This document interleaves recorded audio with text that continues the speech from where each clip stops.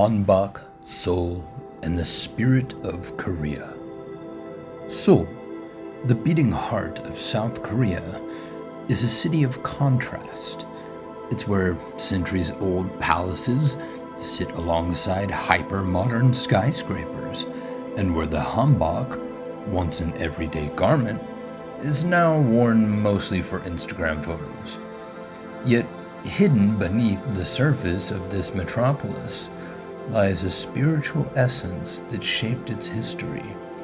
Like a dragon in a deep slumber, rich magic and ancient power lies beneath the very modern glitzy glamour. For 500 years, Seoul was the capital of the Joseon dynasty, a period deeply rooted in Confucian and Taoist philosophies. These traditions guided not only governance but also daily life, and nowhere was this more evident than in the hanbok. The hanbok isn't just clothing, it's a symbol of balance. Its flowing lines and minimal seams reflect Taoist principles of harmony between yin and yang.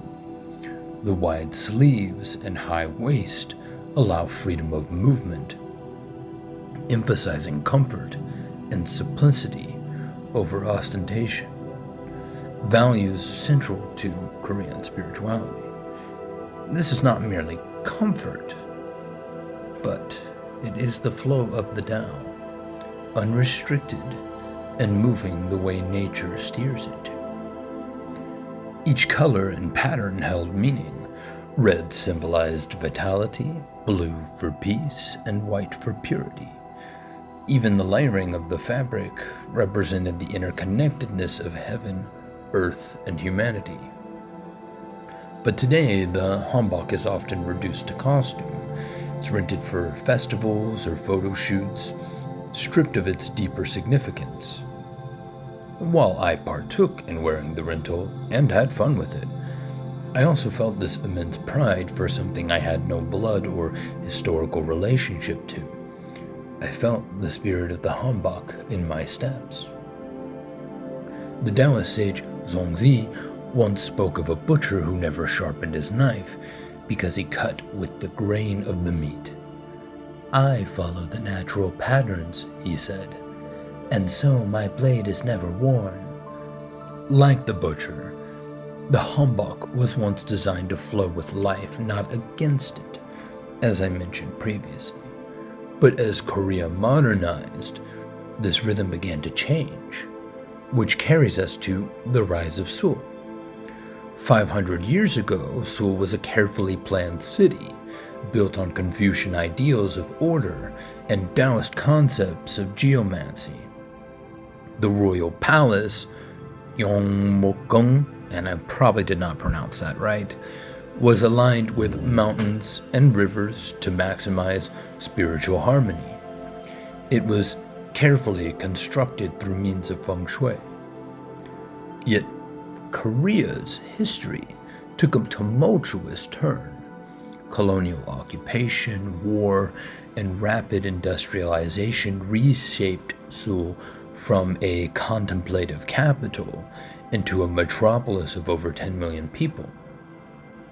Who is to say, minus the events that took place with Japan's separation of Korea and etc., if this would all be different, but this is where we are now. After the Korean War, Seoul rebuilt itself in record time. By the 1980s, it became a global economic powerhouse.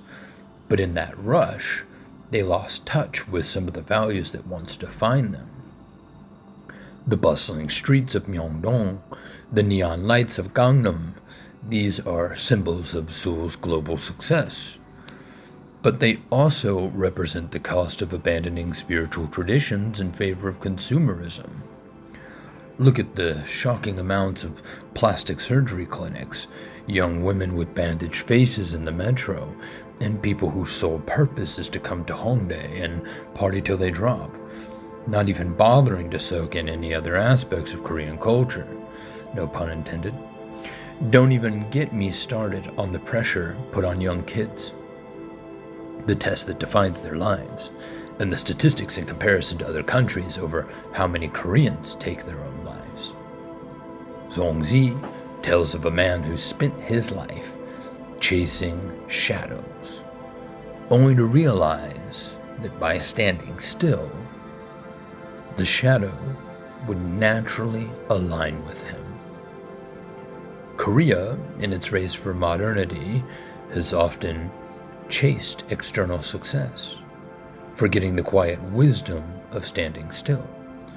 Now, obviously, many other countries are following this pattern, and maybe this is the cost of modernizing, and what progress looks like in that regard. But we're here for Korea today. South Korea is now known famously for exporting its culture through K-pop, which is amazing, K-dramas, also amazing, and their beauty trends, very, very popular in the world, especially in Western culture. But within its borders, foreign influences often overshadow its own spiritual heritage. Taoism, Confucianism, and even Shamanism, once the cornerstones of Korean identity, are fading. Many young Koreans may feel disconnected from traditions. They associate spirituality with the older generation or see it as incompatible with modern life. This isn't everybody, but there's enough that it's different from what it was. The rituals that once marked the changing seasons, honored ancestors, and connected people to nature are increasingly rare. In their place, global trends, fast fashion, and endless consumption.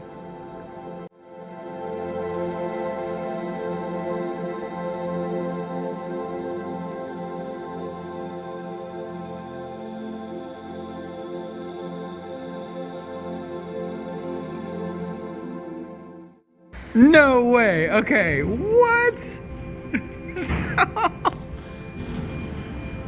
You want me to shut the trunk? Yeah, shut the trunk. What the Korea? What? Oh my god. What? It just launches your car up into the parking garage. What? This is insane. A farmer's horse ran away, and his neighbors exclaimed, "Such bad luck!" The farmer replied, "Maybe." The next day, the horse returned with a herd of wild horses. The neighbors cried, "What good fortune!" The neighbor said again, "Maybe." This parable reminds us that outcomes are not inherently good or bad. Korea's embrace of modernity isn't a tragedy, it's an opportunity, but only if it can balance progress with preservation. There's a growing movement to rediscover Korea's spiritual roots. Young artists are weaving traditional patterns into modern designs. Communities are reviving ancestral rituals.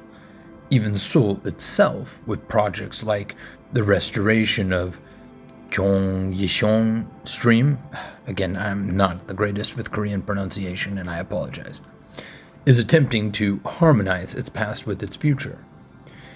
It's not about rejecting modernity, it's about remembering who we are and bringing that into the present.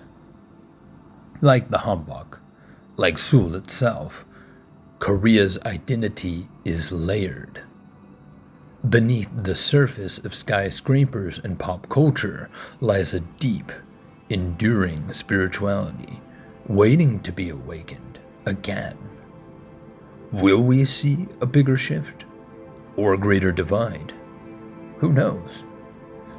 In Taoism, there is a saying, the journey of 1,000 miles begins with a single step, and for Korea, that step may be a look back to the hanbok, to the principles of harmony and balance, to the spirit that once defined this land.